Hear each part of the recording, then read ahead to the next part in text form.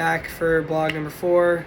This week we get to talk about how to be an anti-racist. So I've actually been really excited to talk about this book, specifically because of how eye-opening it has been for me to read it. Growing up, I was always told that, African Americans and other marginalized groups were always responsible for their own mishaps, and I guess not mishaps, but poverty specifically, and that the reason why things were so disproportionate with marginalized groups over white Americans was because of their own doing.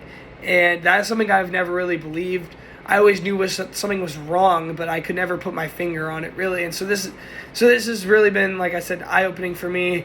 It's really given me the tools to fight against those ideas that I've been taught growing up.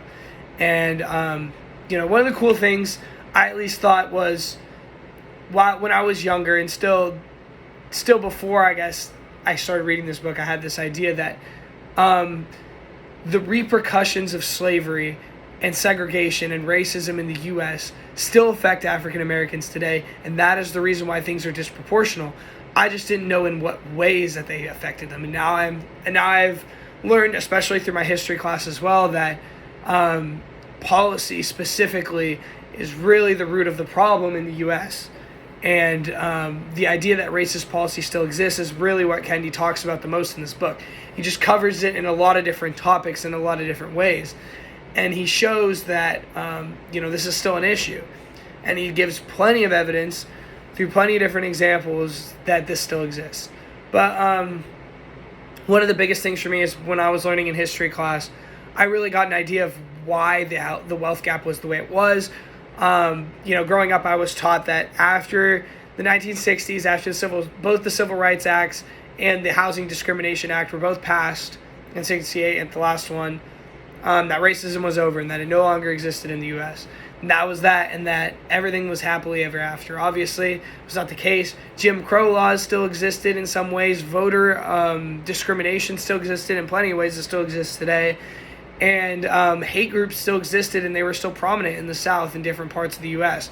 And that was really, really, really what drove these racist policies into the U.S., essentially into the U.S. for decades after.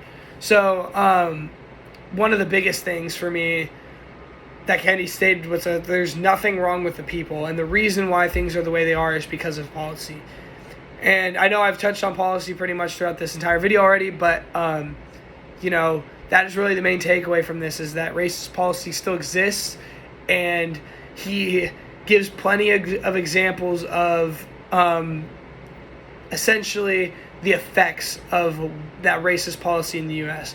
and why blacks are so much more disproportionately in poverty, and why there seems to be more social systems, and that the society that we live in is geared towards benefiting white people and is still essentially a white supremacist society. So that was like the biggest takeaway I got from this. Essentially, the questions I have after reading what I've read so far is, what specific policies are racist? Like, I want specific examples so I can, I guess, essentially find ways to fight against that legislation. And just, I just feel like I haven't been given that many examples. I've been given examples of people.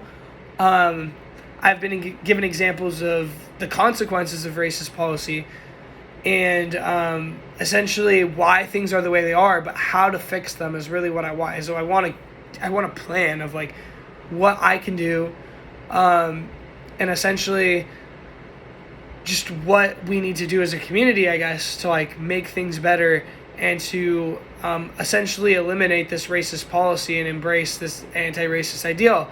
Because that was probably the most influential part of this book for me, is realizing that there's something I can possibly do, and that I actually truly believe that I guess racist policy still exists in the U.S. That was just something that I took away from this, I guess, at the end of the day. So.